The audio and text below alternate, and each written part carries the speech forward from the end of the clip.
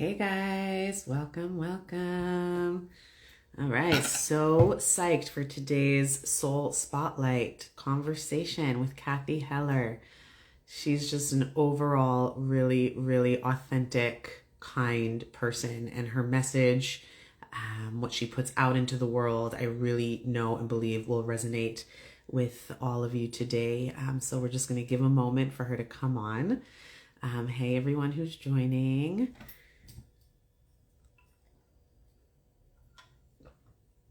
Okay, here we go. Here's Cathy.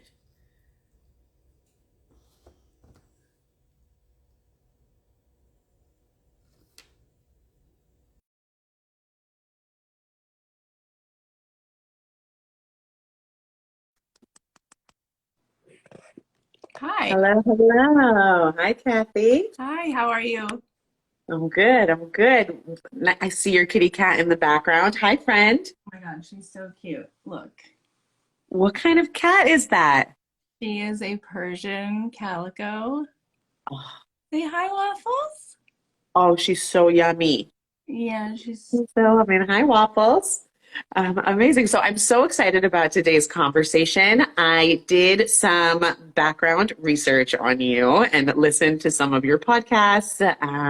And you just have this vibe about you that is so unique, so authentic. I saw you going live, having these conversations with people, and you're in tears listening to their stories Yeah. often. Like you just seem like the person who could give advice and also just be a really awesome friend. So I'm excited to jump in. Oh, no. It's true. It's my favorite role, being a friend. Amazing, amazing. All right, so before we jump in and get into the nitty gritty of today's conversation, I'll just give everyone who's listening a little bit of a background of who Cathy Heller is.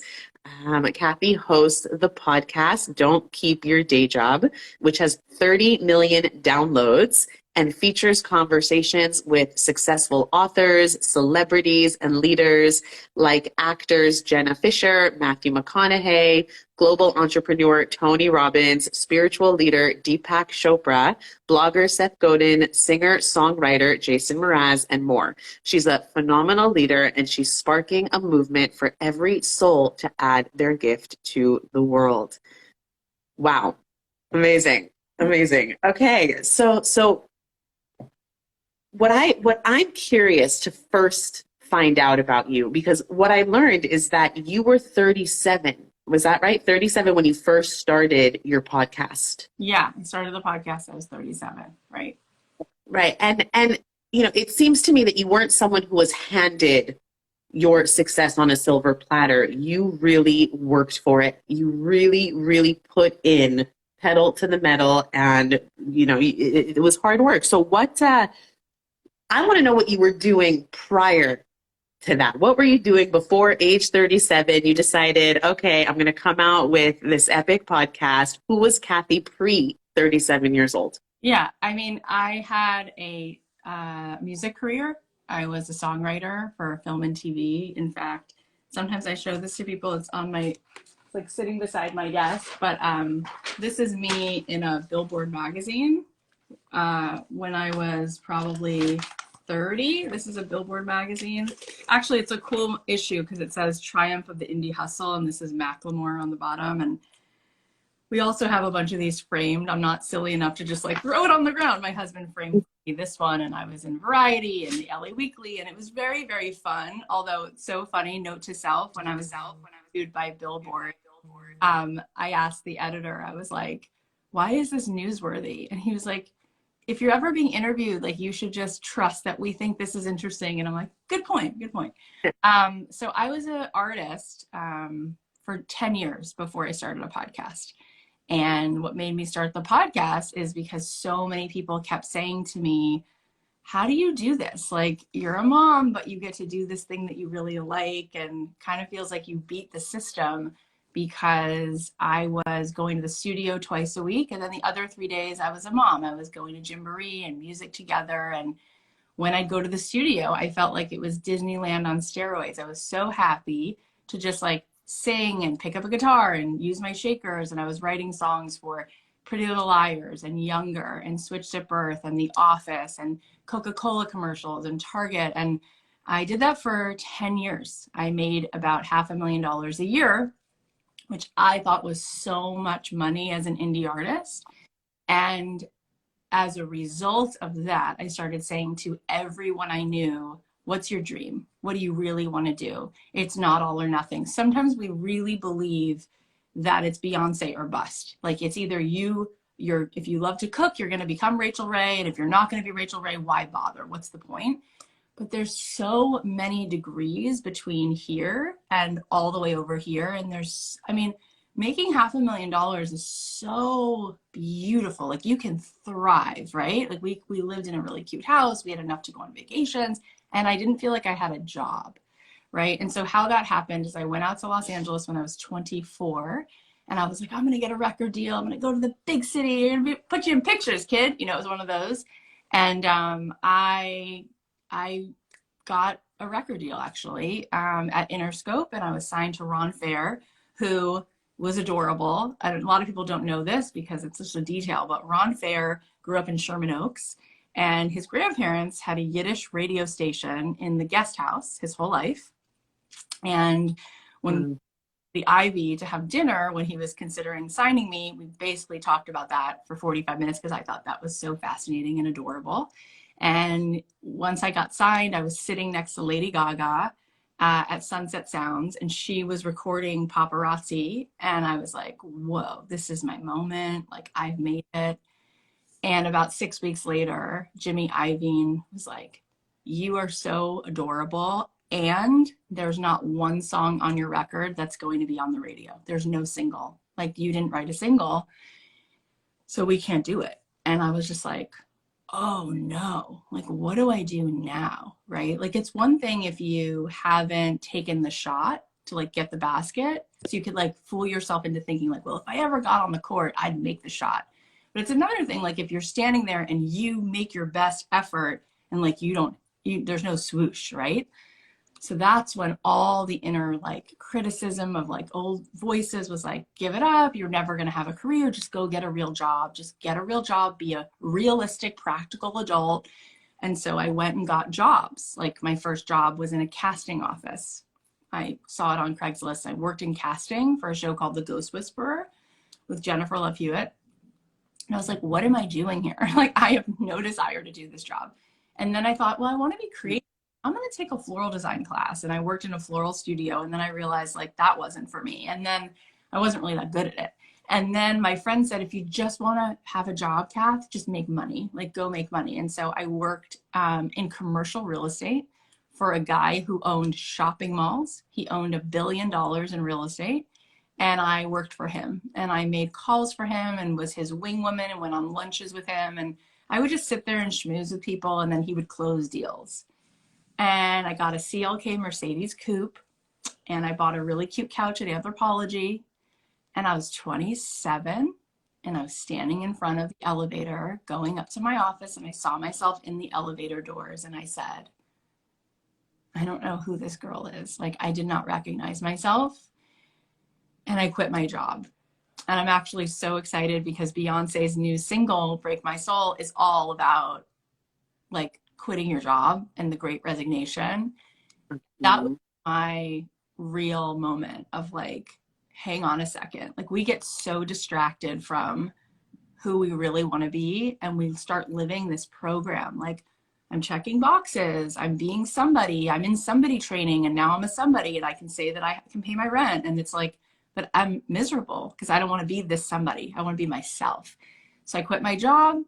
And I don't have parents like who can help me. My parents got divorced when I was a kid and my mom and I had a single mom who struggled with money and we didn't have anything. So it was just on me. And I remember Tony Robbins saying on one of his tapes, like his cassette tapes, that you just need to ask the right question, ask a better question. And so I started asking the question, well, is there any other way I could do what I love if I don't have a record deal?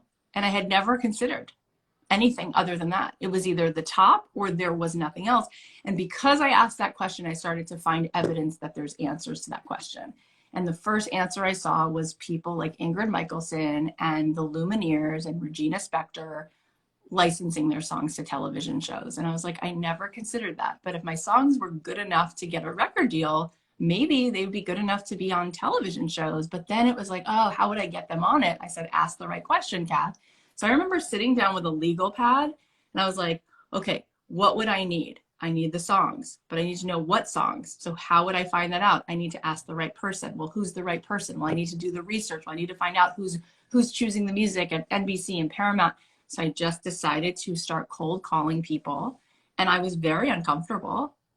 I wasn't comfortable, but I remember picking up the phone and thinking, on the other side of being this uncomfortable could be the life I want to live. So it's worth it. Like, I often ask people, like, what if you allowed yourself to be uncomfortable and you could tolerate being uncomfortable in exchange for a great life? In exchange, like, isn't it worth it, right? To just get right beyond your comfort zone. And what's so cool, Ayelet, is that when we go beyond our comfort zone, we win. We're satisfied with ourselves because we just set down feeling worried what people think, right? We set down that we're not co-signing, that we're going to be ashamed or afraid or whatever. And I say to women now, especially this week in the world, take the mic. Like, I don't care if you're uncomfortable. Time's up. Like, women need bigger checkbooks. Like, women need to be underwriting things. Like, women need to stop saying I'm uncomfortable and saying, okay, so I'll be uncomfortable for a few minutes. I'll survive it. And then I will build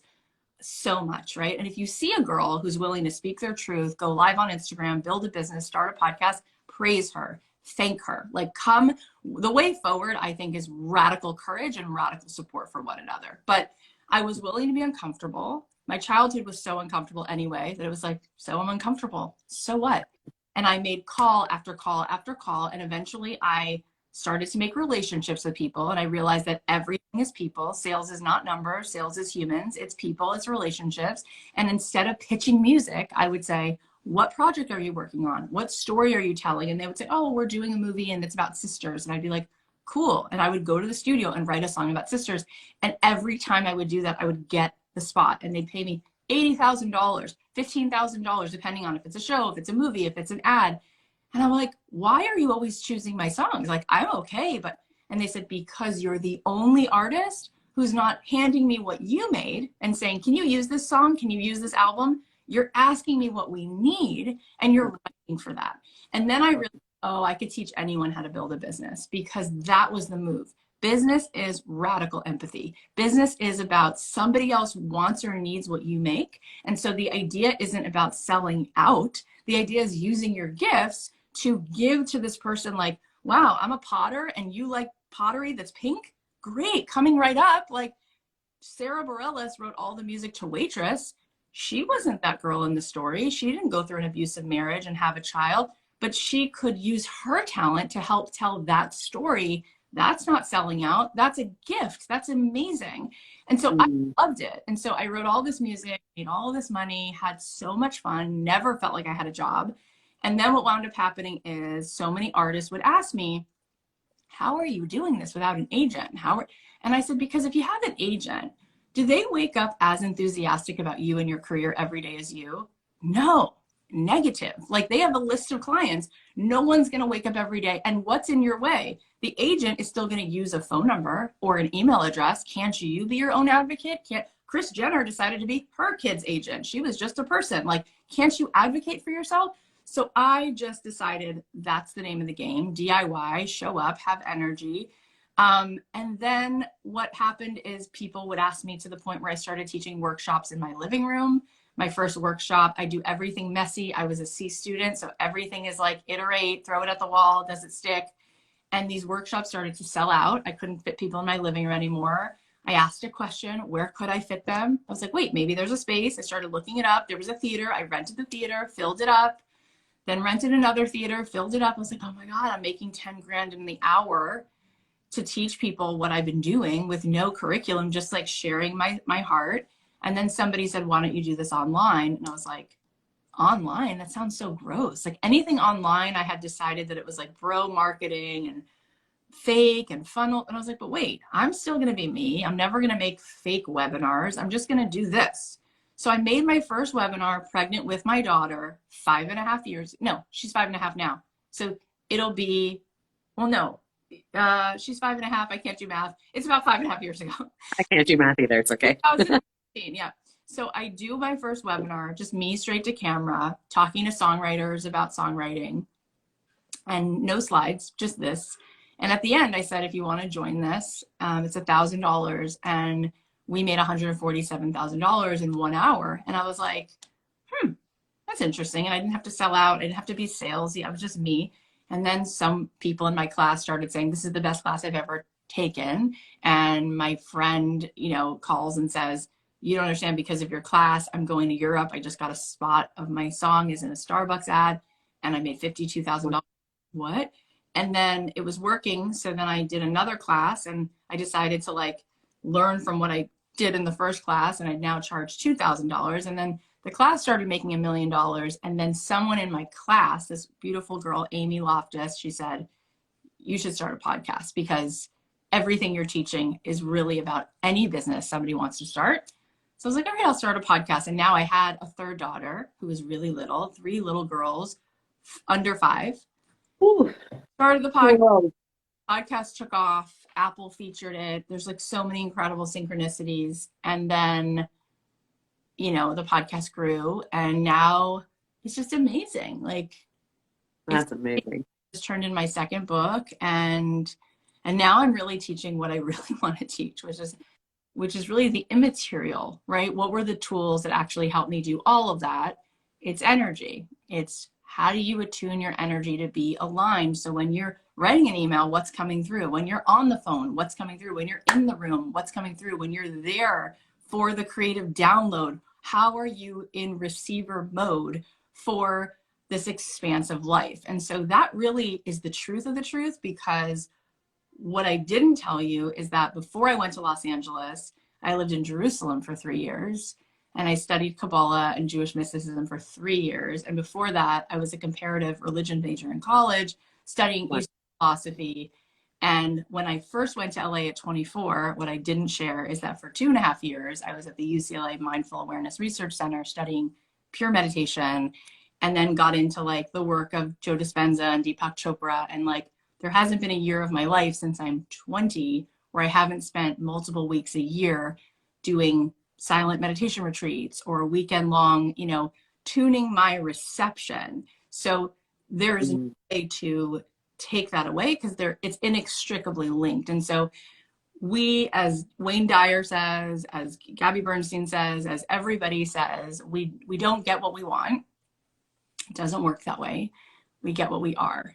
And so when we are connected to what we are, which is soul, which is consciousness, not ego, right? Ego is what Freud said. It's a construction, it's a program, it's built out of fight or flight. When we can get beyond that, we become a magnet for expansion. So in that space, you will be a receiver for love, for wealth, for abundance, because you are it.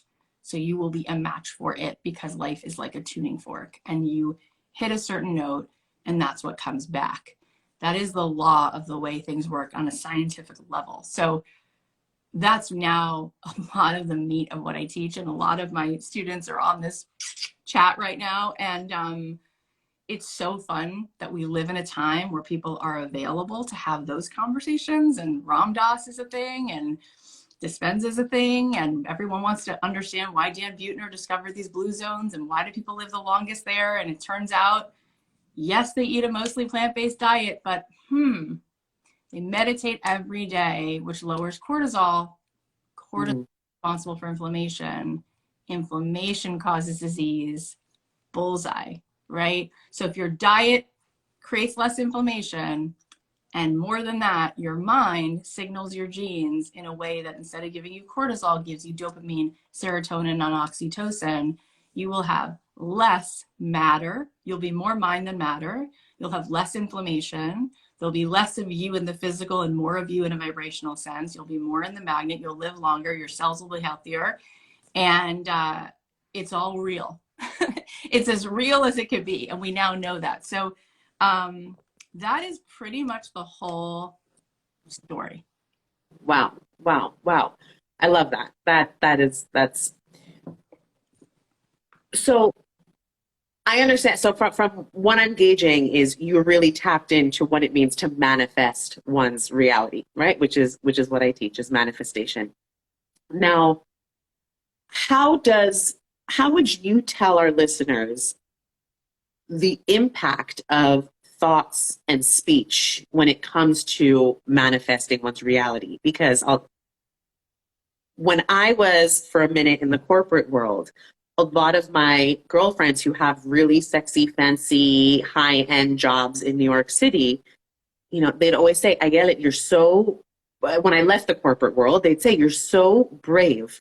You're so brave because there's no guaranteed paycheck in what you're doing. When I left the corporate world, I made a conscious decision that I would never ask some other human being for time off of my own life, for vacation days off my own life. And so I said, I don't care. I made a commitment to myself when I left the corporate world that I was going to, no matter what it took, no matter how many times I failed, that I was going to stick to building myself as an entrepreneur and being of service and doing what I love. But of course, the voice of self-doubt, fear, self-denial, sabotage, that comes in. And so what would you tell those girlfriends of mine back then who said, you know what, Ayelet, you're so brave. Like, I just love staying at my job because the week to week, the paycheck that I'm getting, it gives me a sense of security. And that feels good to me. That sense of security feels good to me. Yeah. So here's what I would say. You are living a program, right? Our minds are 95% subconscious and 5% conscious.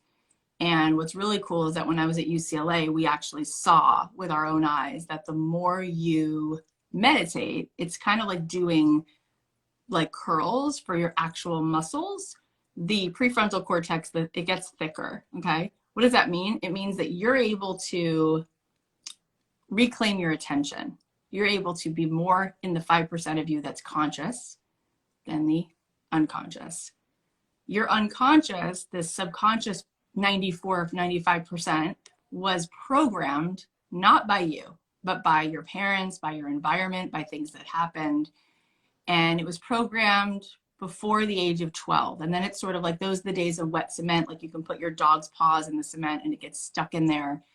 So why on earth would we want to live Groundhog Day, and why would we want to live this program every single day? The reason is because we are emotionally addicted to it. So the ego, if there's a deer and the deer hears a gunshot, the deer goes into fight or flight, has a fight or flight response, and it starts looking for all the exits, and the pupils dilate, and the environment becomes all that it's focused on.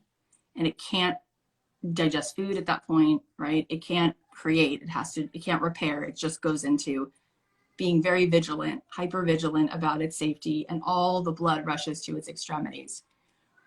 After about 15 minutes, if the gunshot has now been gone for 15 minutes, it'll go back into homeostasis, it'll eat, the body will sort of relax.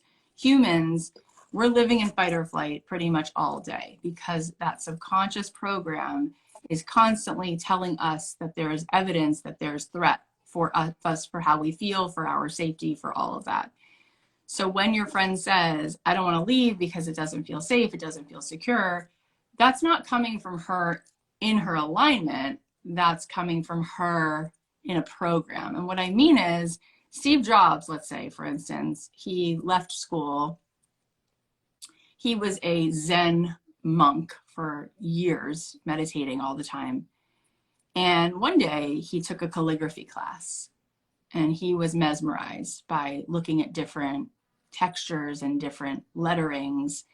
And he had a download, and he had, in that moment, he received $1 billion idea, which was, he could just feel it. This is it. I'm going to make technology beautiful.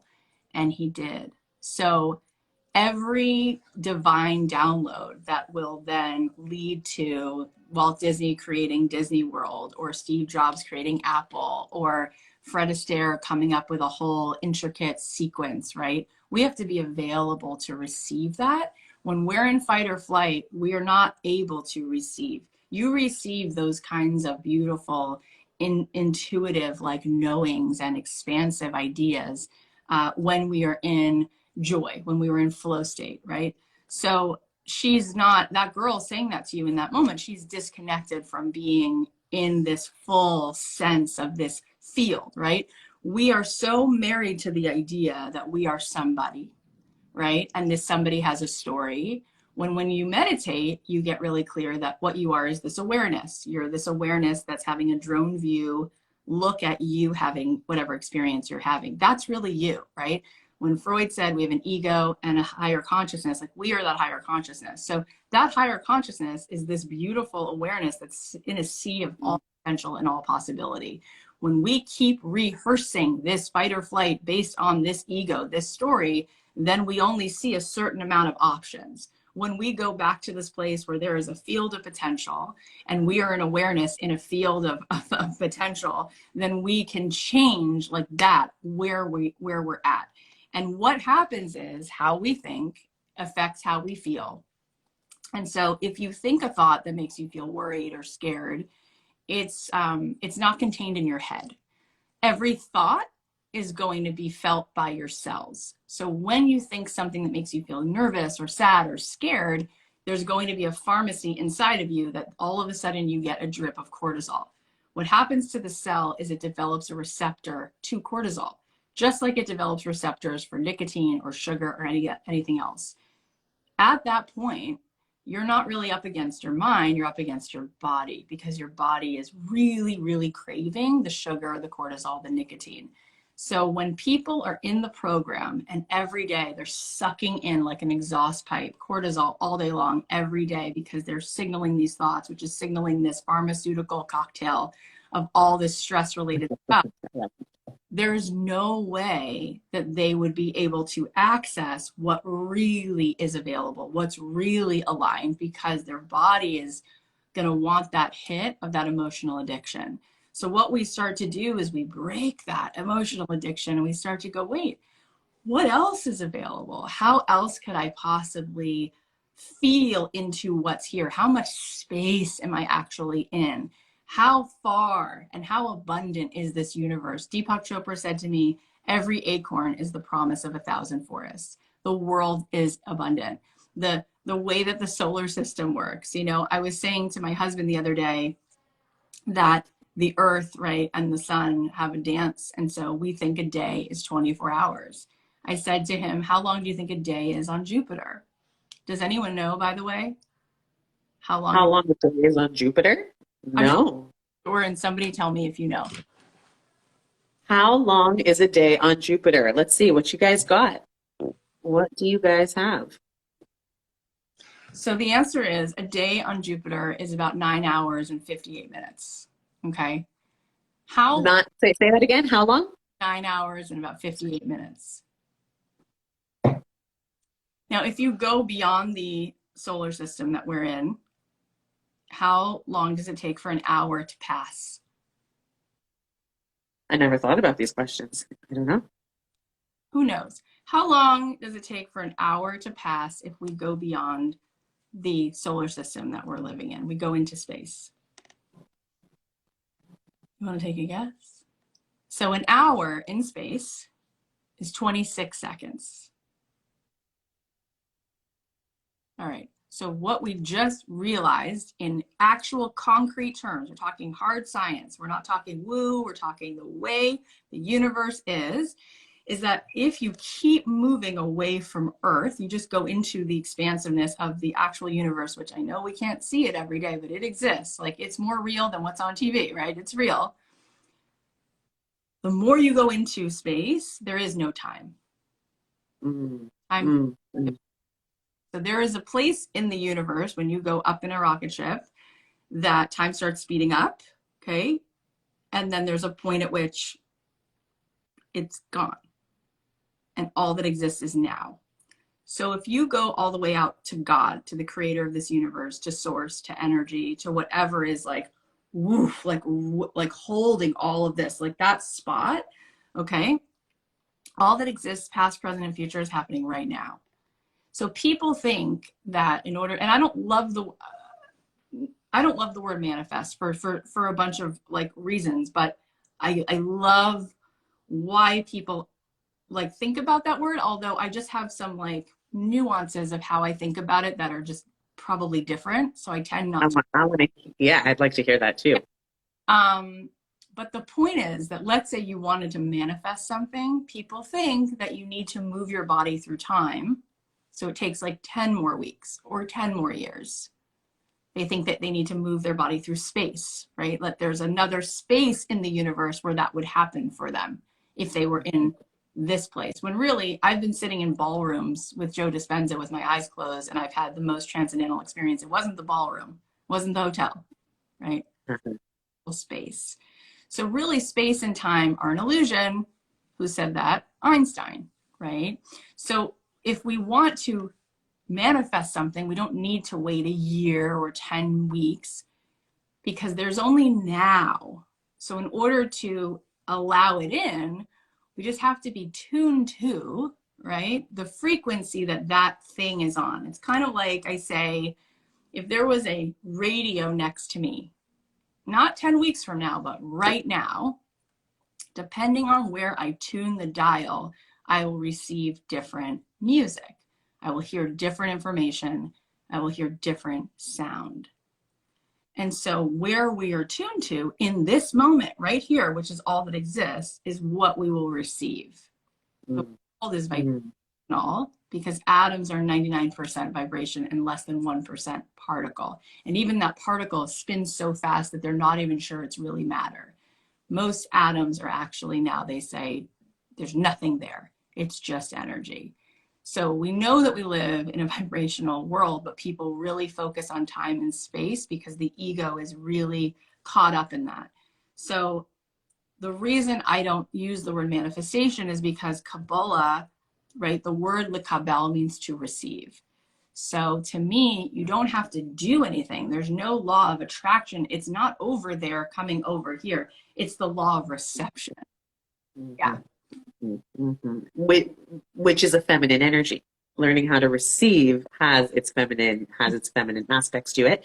So, okay, you I spent 6 years in India prior to moving to Jerusalem. We're in California now, but we live in Jerusalem. And so I spent those 6 years meditating for 8 hours a day. That's a whole story in and of itself. Before a voice in my head, when I was in a state of meditation, said, leave this country now, get on a plane and go to Israel. Don't wait another minute. Within 30 minutes, I had a flight booked. I was on a plane. I came without a plan, without anywhere to sleep. No way, nothing. Just got on a plane. I was completely open to being divinely guided. Now, that's because I had worked for 6 years listening to that still small voice, listening to that voice of intuition. And I know that if I don't listen to that voice, it'll come back and teach me a test in a less than pleasant way if I don't often can, right? So when you talk about entering that space of transcendental meditation, and in that space, time space doesn't actually exist. You don't necessarily like the word manifest because it implies things take time, that in an X amount of time, XYZ will happen. I need to move through space for XYZ to happen. Let's say someone does implement meditation into their daily practice, how does someone battle then the thought bubbles of doubt that pop in and actually do put them in a vibrational state that is not a match for their desire? Yeah, it's a great question. And the thing is, you don't have to meditate to have the most joyful, delicious experience of your day. So we used the word awareness before, and the beauty of the way that we are constructed as humans is that awareness is like 99% of everything. If I were to come home and all the lights were out, I have a cat. We saw her when I first came on, right? Because I live here, I wouldn't step in the cat water dish because I'm aware of where it is. I would walk right around it. I would put my keys right on the bar. I would know exactly how to get to the light switch. if I wasn't aware of where all those things were, I would just walk right into the cat dish. I would stub my toe on this little like end table, and I would make a lot of noise and stuff like that. So part of it is being aware, right, of the I am, right? Like all day long, you wear a somebody suit and the world is like, oh, you're Cathy Heller. You have freckles. You're 5'8". You make this much money. You live in this zip code. Like that is really like a character. And part of those things are true and part of them aren't, right? Because a lot of that is subjective and a lot of that is just, it's really the illusion of separation. What I mean is, Marianne Williamson said to me, if you look at the ocean, you will see waves, but no one is insane enough to ever think that the waves are separate from each other. And no one is crazy enough to think that the waves are separate from the ocean, because that's impossible. But as we go through our life, we get so tied to this somebody, Cathy Heller. Cathy Heller is different than Ayelet. Cathy Heller is different than my husband, my neighbor. That's the physical part of me, right? But when I walk into a room, you can literally take pictures of this now. You can measure it. You can see my energy, and it actually extends 7 feet in both directions and bumps right into, right, like waves connected to each other, connected to a pool of energy. That's actually the world. So you don't really have to meditate. You just have to be aware of reality with a capital R, not fake reality. So the more you know, I am, not I am Cathy Heller, just I am. That I am, you and me, am there. So if I do meditate, I'll meet everybody in the whole world in that moment, because I meet them in that vibration of love and connectedness, right? Which is all we're all seeking all day long. It's not the feeling of here's how we're different and here's what makes you unique. It's actually what belonging to each other feels like, because we're really 100% one collective consciousness, one pool of energy, right? Just like if the oysters dried up, we would all die from red tide. And I don't eat shellfish, so I'm like, what do I care about oysters? Like, oh, I wouldn't survive it, because we're one. We can't be disconnected. It's not possible. So the more you're aware and you do things to remind yourself, come online, you get aware, you start seeing evidence of it all day long. And I'll also say, use the word transcendence. And we talked about that friend of yours who was afraid of going into something that felt scary and unpredictable. So the ego loves the routine. The soul does not. So every human I've ever met, every soul I've ever talked to is craving a mystical experience, is craving something that blows their hair back. The ego is not. Okay? So for us to say, well, I'm not going to make this move because it would put me into the unknown, that's your ego talking. Because anytime you ask someone what were one of the best moments of your life, they're the moments that were beyond, moments that took their breath away, moments that felt transcendental, moments that felt beyond the predictable. When we were kids, Joe Dispenza says, like, we used to get so excited the night before a field trip because we were going somewhere new. We were going to do something different. People as adults often say they don't want to get out of bed every day because they're like, I know what's going to happen to me. I'm going to be the same person, thinking the same way, feeling the same way I felt yesterday. What's the point? But if we are not in the ego who had the same thoughts they had yesterday, and if you think the way you thought yesterday and you feel the way you felt yesterday, you'll do what you did yesterday, which means your life really isn't really going to be better. You're right, right? How you think and how you feel creates how you behave. And then all of that sends out a vibration, which gives you the exact same feedback, which makes you have the same results, same relationships, same health, same issues, same whatever. But if you were to wake up and be out of the program, out of the ego, which means you're just really available for what wonder, what's the unpredictable, what's the, ooh, where's the transcendence, where's the magnet, where's the all of that? Well, now you're not thinking the way you thought yesterday. So you're not going to feel what you felt yesterday. You might actually start to feel excited. So all of that helps with those thoughts because it disrupts the pattern. And then there's lots of things you can do for 5 minutes. Like you don't, if meditation feels overwhelming or anxiety provoking, take your feet and put them in the grass for a few minutes, or decide that when you drink your coffee every day, you're going to notice where it comes and touches your tongue and if it's sweet or savory. Just that's like taking out a flashlight, like Dr. Amishi Jha says, and just focusing your attention in a moment. All those things get you out of the trance, because all day long, when you're living from ego and you're living without stopping the pattern, we're basically wearing a virtual reality headset that's showing us the world in a very limited way, and not much exciting things are going to happen, and there's not much expansion, and that doesn't feel good. And then we just keep looking for evidence of what we believe, so then we just keep seeing the evidence that nothing's happening.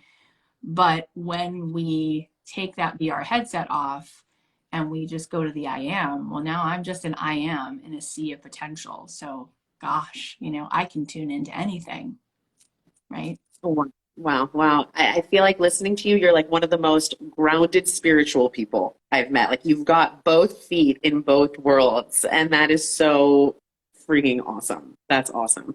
Um, and the fact that I love it. I think part of it is because I love the science of it. I feel like, being Jewish, I'm a big fan because we don't, we believe everybody's good to go. Like Jews are so small because we don't convert people, because we believe like whoever you are, you're fine already. Like you're not going, you're good to go. So I'm a big fan of it. But I also can see where, depending on where people line up with things, it can feel dividing, right? So what I really appreciate is science, because it's very unifying. So if I talk to you about spirituality, it's one thing, but if I can back it up and talk to you about the way science works, well, we can all connect to the world of reality. We can all listen to Einstein. We can all talk about time and space, because, well, we're all living within that same exact thing. And then all of a sudden we can come together, and it doesn't matter what your word is for energy or God or spirit. It's just called, this is reality with a capital R, and this is what's available. How good we get to feel every day. And I will say that I'm fascinated by how much people just tolerate feeling bad all the time. I just think it's fascinating. Like, we did this retreat a month ago, and this woman raised her hand and she's like, well, let's say I could feel good 60% of the time. How would I do that? And I said to her, whoa. Why 60? Why not 100? She said very plainly, she goes, well, that's not a thing. Like, come on, life is hard. That's not a thing. You're not going to feel good 100% of the time. And I asked everyone in the room, do you agree with this? And it was really fascinating, because the more I talk to people, when we start that conversation, people will usually say, yeah, that's not a thing to feel good all the time. I say, okay, so how much of the time do you think a person would feel good?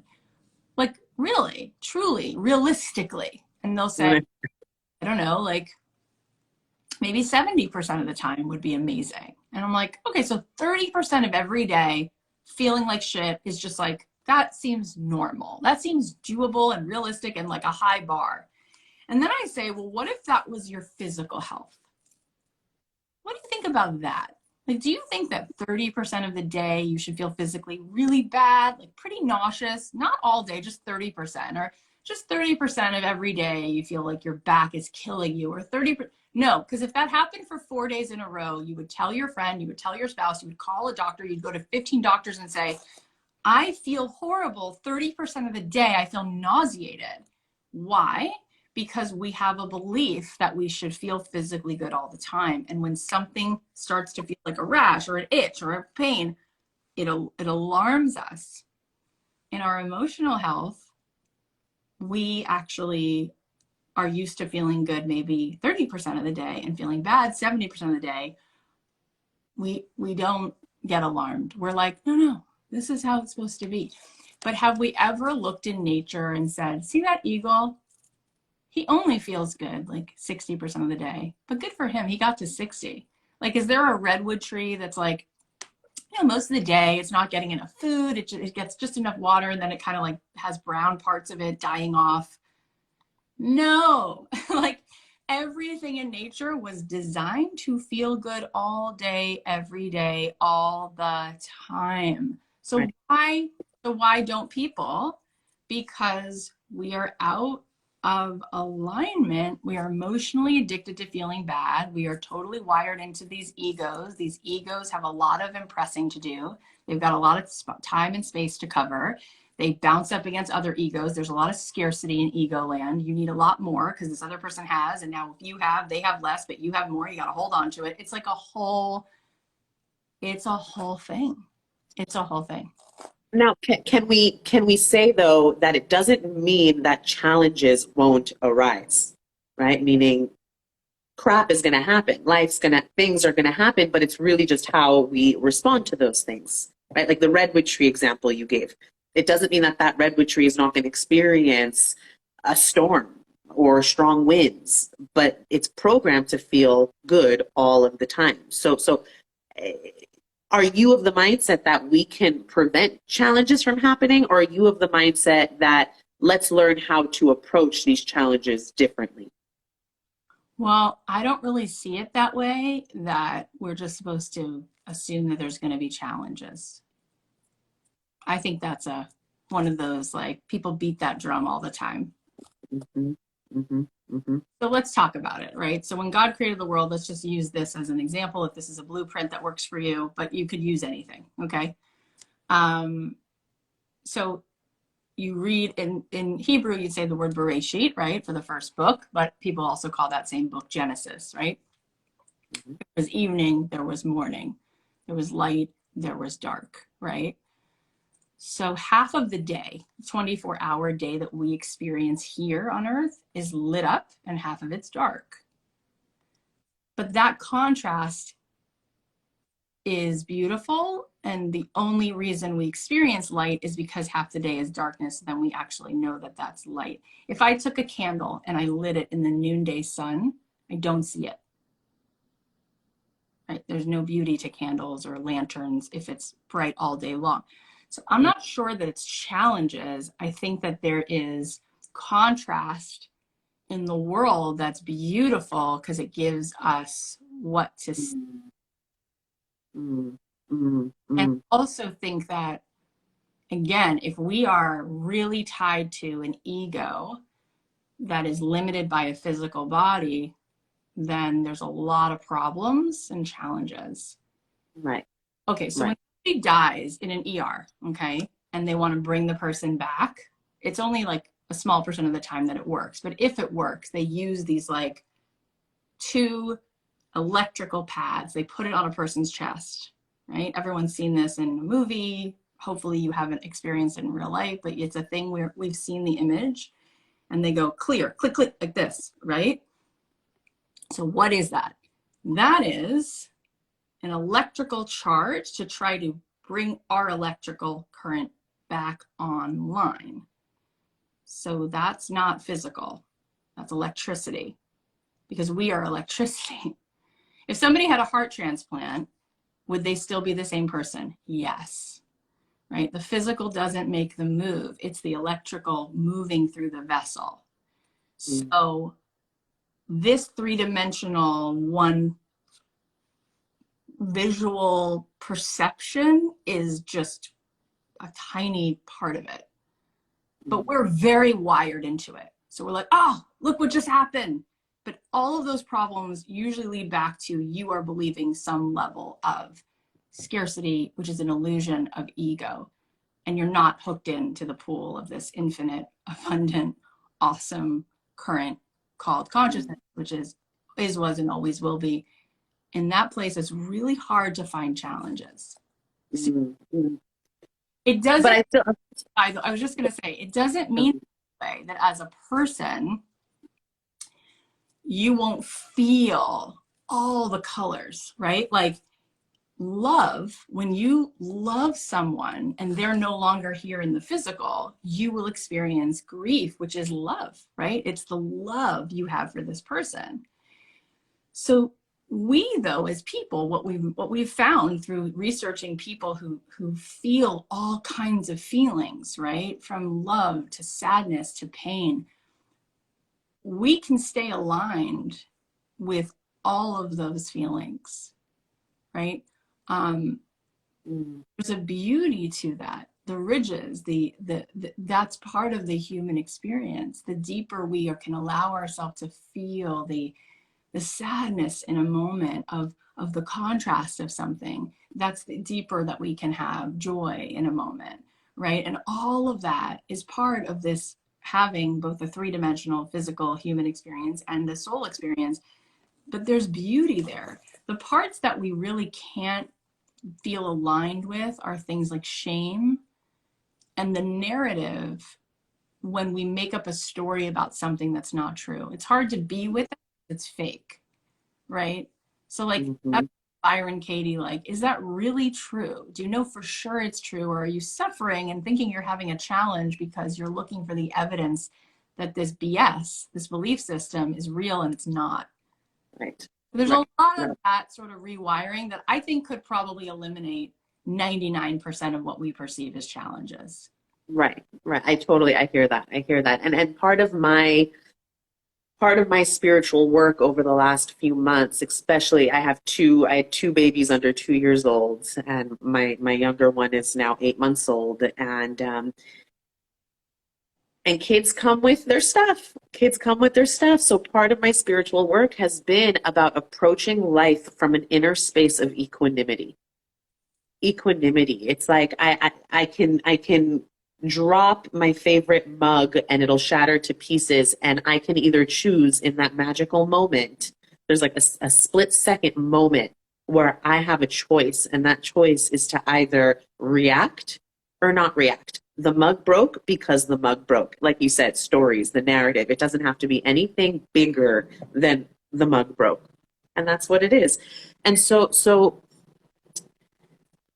I want to just go a little bit deeper on this subject, because I think it's important, because I think people are addicted to their struggles, to their challenges, to their narratives, to their stories of hardship.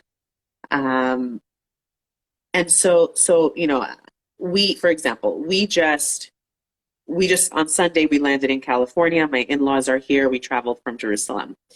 And we came here, my husband and I came here to get the extra help. We can focus more on our work. We're both entrepreneurs. We both work from home. We can be anywhere in the world.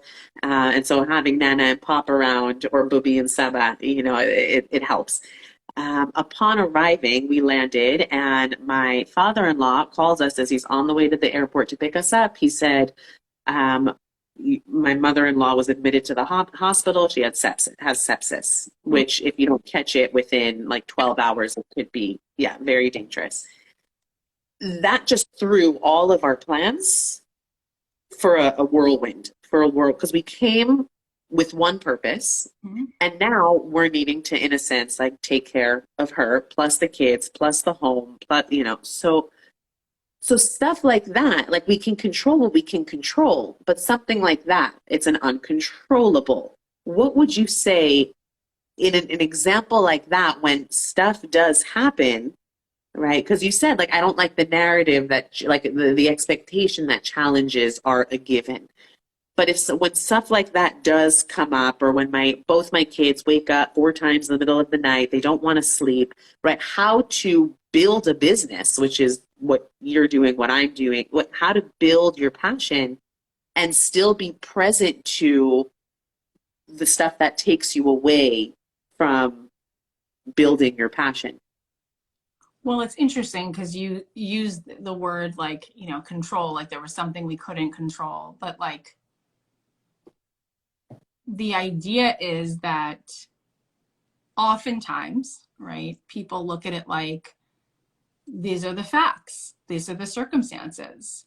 And what that really is saying is, you don't understand, because these things happen and I'm a victim to these circumstances. I got stuck in traffic, somebody got sick, this plane got delayed, okay, so you're saying that your environment decides your well-being. No, I'm not. Well, yes, you are. You just told me that you're right about it, and here's how you're right about it, and here's what happens in your environment. And that's a very weird, dangerous way to live, because that's like saying, I hope everything in my environment is really going to be in line today so I can feel good. Because I can feel good when everything in my environment goes right. But if it doesn't, that is called a challenge. And then I can use that as an excuse to get out of alignment. Yes. And now Yes. no, you don't understand. I'm not out of alignment. This is what happened. Oh, so you're only out of alignment if this thing happens. Yeah. Okay. So your alignment is tied to that happening or not. Correct. Well, that's you being. So what they do, let me give you an example. So during the peak of COVID, Joe Dispenza wanted to test that on a scientific level. So he took blood plasma from regular people, regulars, not people who are super meditators, just like people, right? And when people would go through a few days of a retreat where they would meditate, and he would notice, they would be part of this experiment. So he would put, different wiring on them to see when they drop in and they get that pattern of a heartbeat that's coherent. Ooh. And they would ask, can I take a little sample of your blood from when you were in this coherent place? Here's what they found. When they took that blood plasma and put it inside of a petri dish, and they put the COVID virus in it, it couldn't attach to the cell. Wow. Because the blood was above the environment. It was in the fields. It was beyond the circumstances. So much so that he was actually given a grant, and now they are working at UCSD, which is not woo. Like, this is like a university where the scientists were cautiously cynical, but willing to do the experiment to see, does the environment have to dictate, right, what happens to this, organism, or can the organism be beyond the environment? So it turns out that when you create a field of equanimity and well-being where you are connected to something so much bigger than all of this, because that's your consciousness, it's not contained inside of your physical circumstances, then it affects actually the environment. In fact, what they've now found is that people used to think that it is a foregone conclusion based on people's genetics what will happen in their life. Like, you've got the gene for this disease, you've got the gene for that disease. What they now know is that DNA is wrapped in protein, and the protein changes form depending on what pharmaceuticals come out of the mind. So the mind actually signals and changes the protein. And then when the protein changes, it's kind of like having a keyboard and a computer. And there's all the keys there, but depending on what I type, it changes what's written.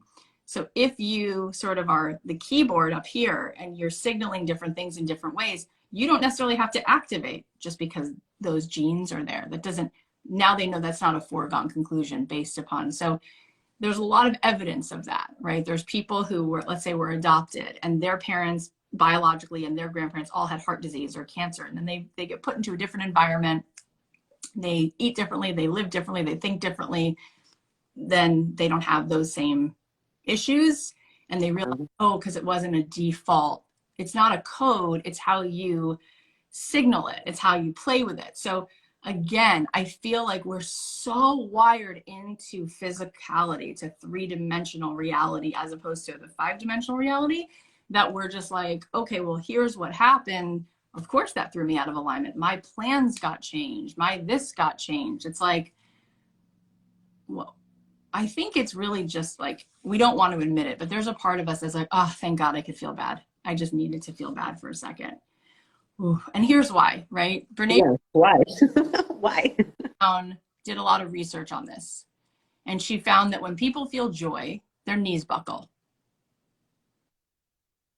So she said, I was coming home from a date with my husband. We're holding hands. We really got along. We're about to walk inside, relieve the babysitter. And I have this horrible thought, like, what if he leaves me? What if I walk inside and something happened to one of my kids? And she said, the more they studied it, they found that as soon as someone feels joy, within like 8 or 9 seconds, the ego shows up and goes into foreboding and fear. They found actually that the way around that, the way that you could sustain being in a state of joy and not cutting it off from yourself, is just to be in gratitude. So we Oh, don't do anything that the ego is worried is going to cause us pain. And here's the scariest, scariest, scariest truth.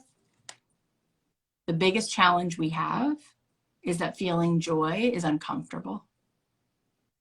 The biggest challenge we have is that we're wired into a program that tells us that we have to earn love, that we have to earn happiness at all times, that we have to be hyper vigilant. And so if we're feeling good, it feels like too much of a cost. So wow. things in our environment to be the reason why we are right to feel bad, because it actually feels safer for the ego. Because as soon as I feel bad, I can predict, I'm wired into fight or flight, I'm hyper vigilant, but then I'm out of the program. I'm not available for this mystical, amazing, what could happen today? Oh my gosh, Right. this plans got changed. And you know what? Because those plans got changed, we wound up not going to Disneyland. We wound up staying home. And then we wound up having this experience or that experience because I was no longer trying to be directing my life from this ego state. Do you understand? Wow. Yeah, totally, totally, totally. We speak a very similar language. I love that. I love that. Okay, I feel like we were just in such a state of flow in this conversation that I had a few questions that I did want to ask. If we can get to just one, it's a big question. It's a big question, I think. But I'd love for us to go there. I heard you share that you heard someone say once that the opposite of depression is not happiness, it's purpose. I'm thinking back to that archetypal friend of mine who's an archetype for many people who is scared to leave her safe 9 to 5 job. How would you tell someone, or you know what? Let me just ask very simply and direct. How does one find their purpose? I think that's a question that people really struggle with. Well, the first thing I'll say is, because I think it's interesting, is there was a woman named Emily Esfahani Smith, grew up a Sunni Muslim. I believe she still is. And she heard her parents in the living room talking philosophy her whole life and really enjoyed it. And then wanted to go to Harvard and kind of like sort of poke around philosophy to see like, is this real? Does this really make people happy? Different things that she learned at home. Is that really showing up in the research? Anyway, she did a TED talk called Why Happiness is Overrated. And what she found out is that by researching thousands of people, it's funny because I said before that we don't get what we want, we get what we are. So if all day long you're feeling that you're lacking happiness and you're seeking happiness, it's like a cat chasing its tail, okay? Because when you are in the state of expansion and wholeness, you just get more of that back, right? Versus like coming up with this illusion that there's something missing when there's nothing missing, right? In any moment, you can close your eyes and connect to God, connect to the 5D, feel that infinite, and it's always there. Just turn the radio on, right? She said the sneaky thing is that when people are actually happy, it's not in moments that they were like, oh, I thought by going to Disneyland, I built it up that this would make me happy. She says it turns out when she asked people what were the happiest moments of your life, the answers all had to do with moments where people felt connection and belonging and meaning. Because all we want is not to be separate. Our great Oh, feeling of happiness is one person giving to someone else and receiving from someone else, because we then feel that we're not these separate waves, that we are these connected waves, right? And the ultimate of that is when you can do that, closing your eyes, feeling connected to like God, right? Source. When you meditate, it's kind of like, I feel like when I meditate, I'm like a tree drinking in from the sunlight, photosynthesis, right? Getting that beautiful golden energy from energy itself. And that feeling of connection to the whole infinite universe is the best feeling, which is why the Dalai Lama just looks so happy. And Deepak looks so happy. He meditates 4 hours a day because he's feeling connected. And that makes you feel that everything is really meaningful because we're all connected. So how do you find your purpose? It's the same thing. If you're seeking your purpose, you're not going to find it because you're like a cat chasing its tail. If you raise your hand and just get busy giving and being generous, your purpose is just going to keep showing up inside of you, right? Like everyone I've had on my podcast, Howard Schultz, right? He grew up poor. He lived in public housing. He had Jewish family services would bring them food because they had no money. He started Starbucks, as everybody now knows. But he was, for the first time in his life, he was visiting Italy. He left the country. He never had money to do that as a kid. They lived in this, like I said, this public housing tenement. But he was working for a coffee grind company, not Starbucks. And he went to Italy. And he'd never been out of the country, and it was amazing. They sent him there on this like conference, and he's standing there all day in these like conference rooms, and he's like, I gotta sneak out, because if I don't sneak out, I'm never gonna actually see the country. I've never been out of the country. And he's walking around, and he sees people sitting at espresso bars, and the coffee cups are like this big.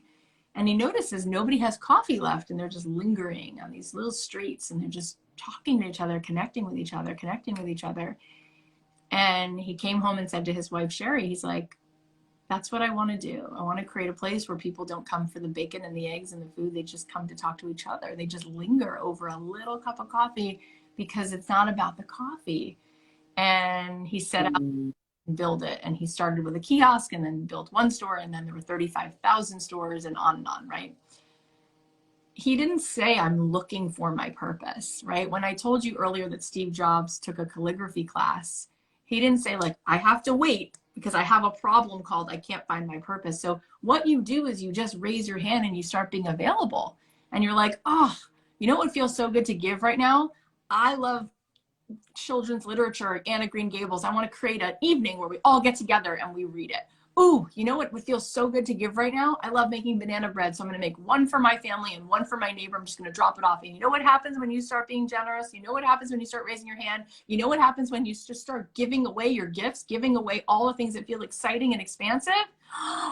You have so many opportunities. There's so much momentum. Next thing you know, you're so busy living in purpose. You're so busy giving and connecting and enjoying and playing and creating.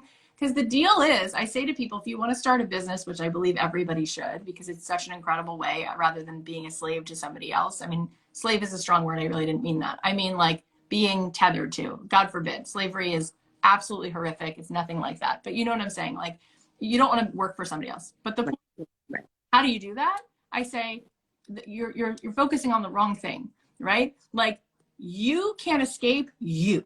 So I started a songwriting business, started helping other songwriters, then started a podcast. But what's the common thread? Me, my spark, my whatever. Like, I look at it like God is the sun and we are each rays of the sun. Well, the ray of the sun is not the sun, but it's an expression of the sun, right?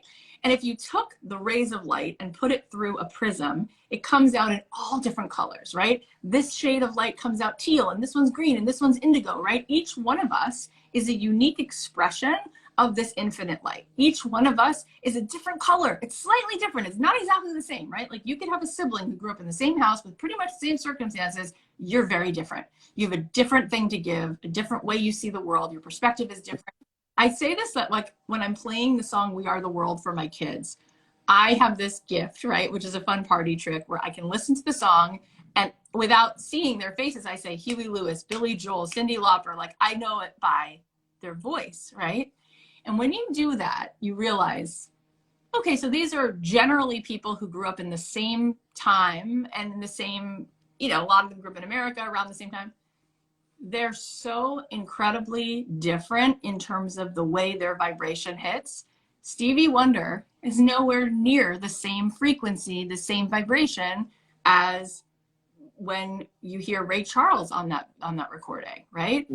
They're rich and so beautiful and so unique, but they're coming from the same source, but they're different. So it's like, it doesn't matter if Howard Schultz started a coffee company or Steve Jobs started a technology company, the pouring out, right? Get busy, get busy, get busy throwing things at the wall, raising your hand, being creative, because it's not about you. It's not about your ego looking stupid or the ROI. People are like, well, I don't want to start it if it's not the right thing. What is that about? Like, everyone started anything The whole point is make something to edit, iterate, see where you get. What you chase winds up being the thing that's chasing you back, is the thing that's right. So I just say our purpose is to give our gifts away. And I bet you could make a list, everyone listening can make a list of 18 ways they could give their gift away today. So start doing it, right? Like my best friend Jenny started making vegan corned beef because she's Jewish and wanted like deli meat, and she's vegan. And she served it to her meat loving family and they liked it. So then we talked about it. She talked about it with her husband. She's like, I'm going to go to like, you know, the grocery store and see if people in front of it walking into the grocery store want to try it. And they liked it. Then she's like, you know what? I don't even have the next 15 answers about like FDA approval or anything, but I'm going to like call up a few delis in LA and just ask the manager if he likes it, if he wants to buy a pound of it. So she does. Next thing she knows, she has to then figure out the insurance stuff and the health regulations. So she did. And then she built a kitchen, and then she went on Shark Tank, and now the company is millions of dollars. She's in Whole Foods and Gelson's and Bristol Farms and Quiznos, and it's crazy. She did that during COVID. She did that like it's Wow. I love that part. I love how you just like very nonchalantly was like, yeah, and then she came across all these logistics. So she did like just as simple, like she did. She just did. That's how we all do it, right? We all learn just by going, oh, that's a fun new thing I'm going to figure out today. It's like a puzzle. But the idea is like so much came. She didn't sit there and say, what's my purpose? My purpose is deli, vegan deli. And by the way, said that to herself. Let's say she said that to herself. She might have been like, I don't want that to be my purpose, but that's not the purpose. That's just one part of the means to her getting on calls with people and her being now getting to do articles and speaking about animals. And it's not just about animals, it's about her. And anyway, whatever brand you like, whatever teacher you like, whatever coach you like, it's never because they do the exact same thing. That's not their purpose. It's them, right? Why do you go to that coffee shop and not the other? Just something about it. Like it's for you. That's your place, right? That's a place where you feel seen. So you got to just start like giving things away and get out of yourself. I think people often start, they'll get like a download of inspiration. And if they're lucky or if they're smart, they'll take action within the first few minutes of receiving that download of inspiration. But then they get stuck behind the wall of the details. Because once they realize how much actual work goes into creating success, the mind starts to go, yeah, the monkey mind starts to go, go, go, go, go. So, you know, can you share just a point on in your journey, right? Because you're like, yeah, I was a songwriter, like I you know, singer, and that like turned into the podcast, you know. But it doesn't mean that you weren't met with all those details. And so how did you approach all of the logistics, all the details? Like what mindset would you recommend people adopt when it comes to, okay, you have the inspiration, you're about to take action, you might even start taking action, but boom, you get stuck in the world of the details. I mean, that's the thing is I don't get stuck in the details. You know, like right now there's like, I'm looking 11,287 unread emails on my desktop. Have to be the way it is. And I'm never going to prepare. Here's the thing. I've done 620 episodes of a podcast because if I would have worried about the details and like, what's the flow of every episode and okay, what points am I hitting? And I got to prep, so I need 2 hours to prep. And then I got to have an hour to do it. And then I wouldn't have been able to accomplish it because I don't have that kind of time. So I think it's because people allow those details to stop them. Because again, it's just a good excuse to get out of alignment because no one cares what your website looks like. Like if you want to go make $100,000 by the end of the day, it's an exchange of energy. If you tell the story and you tell it and another person receives it, it's mission accomplished. They don't need to see the details. Like that's the problem, is that we're looking at the three-dimensional logistics as if they do much of the heavy lifting and they don't, right? Kim Kardashian sold Skims in 1 minute. She made $1 million in the first moment, right? Is it because people looked at the logistics first? No, it was the first second she said it's available. In 1 minute, she made $1 million. She's created an energetic. Some people love it, some people don't, but it's definitely there. It's there. People are swimming in the energy of it, and it doesn't matter what the logistics are. She could say, I'm making NFTs. You don't even know what they look like yet. They're on pre-order. Click here, and she'd make $1 million tomorrow. Okay. Yeah. So it's the energy. It's always the energy. It's always the energy. It really is. Like frequency, right? Energy carries information. So let's say, what does that mean? Wi-Fi signal. That literally carries the information. You and I could have all this pouring out of us right now, but if I had no broadband on, I don't get to, nothing carries the information to you and everybody watching. So it's the energy of what's going on here, and also the energy that's literally connecting. It's the frequency. If that's turned off, someone turns off the Wi-Fi, we're not having this conversation. It's not really so important that I like blow out my hair, which I didn't, or, you know, make sure that I knew exactly what I was going to say and have note cards. Like what matters is like, I've got energy here and that there's a signal that's going to make sure that we can be on, right? Can you then have some strategy in place? Yeah, that probably amounts for like 1% of it. Just like an atom, 1% physical and the rest is energy. It's a similar paradigm. So it's like, yeah, if I wanted to be strategic at the end of this, I could give everybody a very quick link where they could go, where they could sign up for this next thing, which would be good because it would leverage this conversation's energy and move people to this next thing. And I didn't think of that. I didn't plan that because most of the time in my career, for instance, like when I've launched things before, like classes or whatever, I don't have these fancy funnels. I don't spend a lot of money on marketing or Facebook ads. And friends of mine will say, it's uncanny that you just go live. You do like these 4 or 5 day challenges where you just go live, no script, you hang out with people, and then you make multi 7 figures, whether you're selling a songwriting program, a program about abundance, a class about podcasting. It doesn't matter what it's about. There doesn't need to be this complex series of logistics in the way for you to understand you have something called life force, okay? Mm-hmm. And literally our energy can literally love someone else into life, can literally be medicine for somebody else. Brian Grazer, who started Imagine Entertainment with Ron Howard, they did movies like A Beautiful Mind and Splash and the show Arrested Development and Apollo 13. He goes, Cath, I walk into every room just wanting to have the most incredible conversations with people. And that's how we sell the movie. I've got no deck. I've got nothing. I tell the story, like the story is about. And he actually wrote a book about conversations with people and how when we're so present, there are times where you could sit with someone and they're talking about Bruce Springsteen or a trip they just took to Marco Island. And next thing you know, you're wanting it. It doesn't even matter that you didn't even care about it 5 minutes earlier because the person is so infectious, right? What moves the needle is your enthusiasm, your open heart, your being in the moment, your being available for connection. That is so sexy and earth-shaking. I don't know why you have to worry so much about all those other logistics. I really don't. And to me, again, I don't think it takes, I think it's a beating of a drum of a story. Like it's a lot of work to make money. It's like, I'm not sure that's true. I actually think it's a lot of work to not make money. I think when people are not making money, they're usually exhausted. They usually have to do things that don't put them in their state of genius.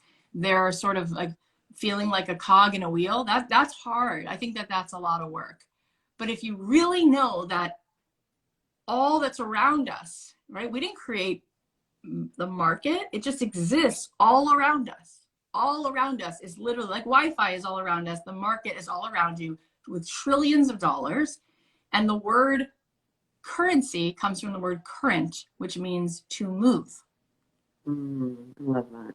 Ever stop with you?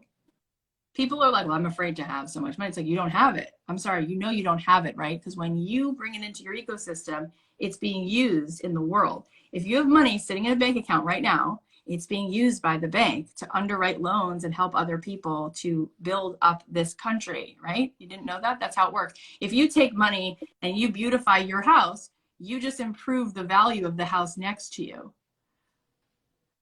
It's everywhere. It's all around us. It's just about tuning the receiver. It doesn't have to be a lot of work. It has to be about just elevating the level of vibration that you are a match for. Wow, wow, wow, wow. I feel like I could talk to you forever. I definitely feel like we need a round two because there are so many questions that I want to get to. But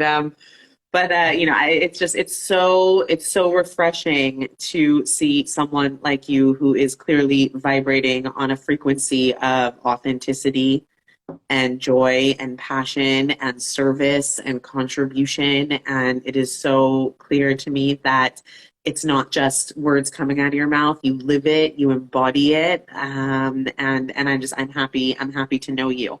I'm happy to know you.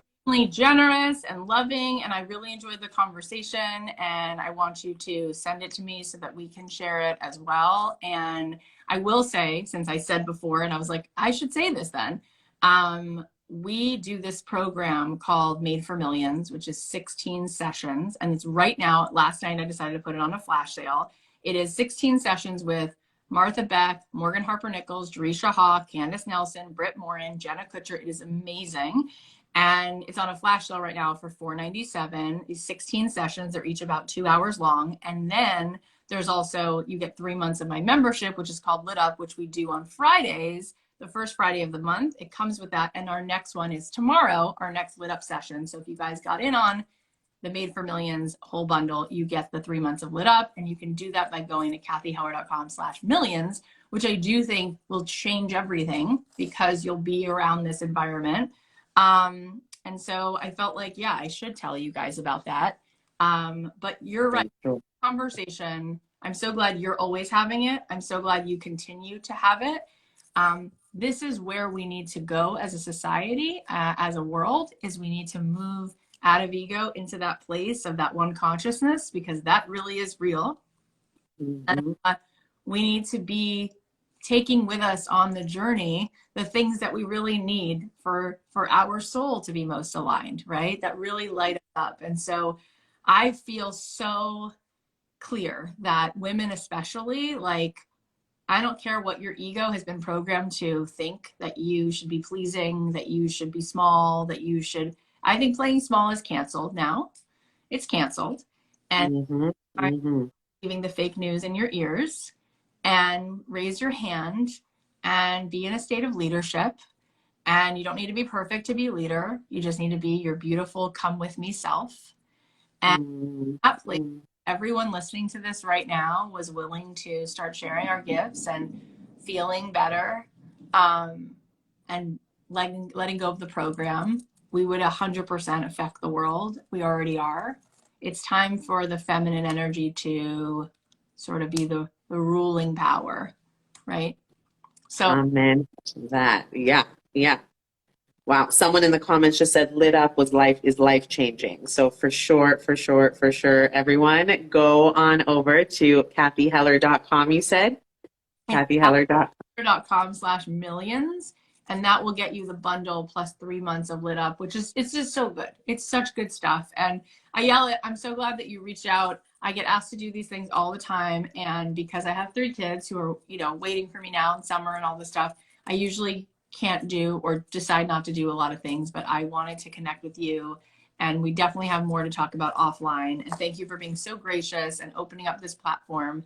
And thank you to everyone who stayed on for such a long, hearty conversation. I hope that it blessed you today. I hope that you're reminded today that you are this incredible, infinite, gorgeous, abundant thing called you, and that you don't have to keep wiring into the same program, because it's a tired old software that you didn't even code, and it's time to get to live awake and available to tune your receiver to all that really already is. It's already done. The money you want to make, the friends you want to connect to, the people's lives who want to be changed by you, they're already here. Now it's time for you to be there, so you're available to be a match for that frequency. Yes, yes, you are so wise. You are so, I feel like I have a lot to learn from you as well. So thank you, thank you, thank you, Cathy. This has been incredible, and I'm happy for this new friendship. Shabbat shalom. Shabbat shalom. Bye. Lots of love. Bye.